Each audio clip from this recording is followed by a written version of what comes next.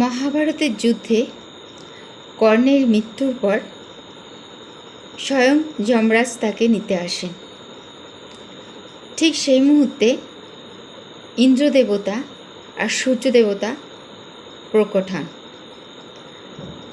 তো ইন্দ্রদেবতা আর সূর্যদেবতা উভয়ই যমরাজকে বলেন যে কর্ণকে স্বর্গে নিয়ে যেতে হবে, কারণ কর্ণ সারা জীবন দান ধ্যান করেছে, তো ওর স্থান স্বর্গে। তাদের কথাতে যমরাজ রাজি হয়ে গেলেন। যথারীতি তাকে স্বর্গে নিয়ে যাওয়া হলো।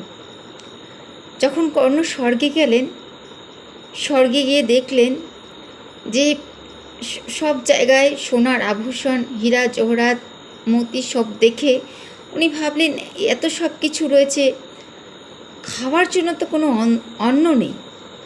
তখন তিনি ইন্দ্রদেবকে বললেন যে হে প্রভু, আমি অন্ন কি খাবো?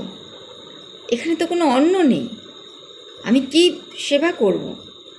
তখন ইন্দ্রদেব বললেন, কর্ণ, তুমি তো সারা জীবন দামি দামি বহুমূল্য জিনিস বস্ত্র মানুষকে দিয়ে দান করেছো তুমি, তো সেই জন্য তোমাকে স্বর্গে স্থানটাই দেওয়া হয়েছে।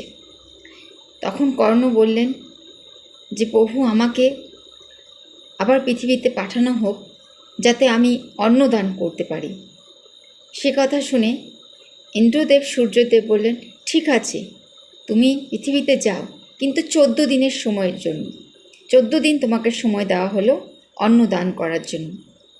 তো সেই মতে কর্ণ পৃথিবীতে আবার আসলেন অন্ন সেবা দেওয়ার জন্য।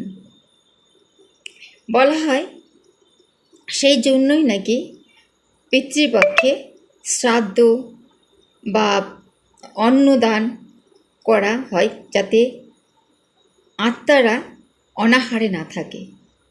সেই জন্যই নাকি এটা করা হয়। রাধে রাধে।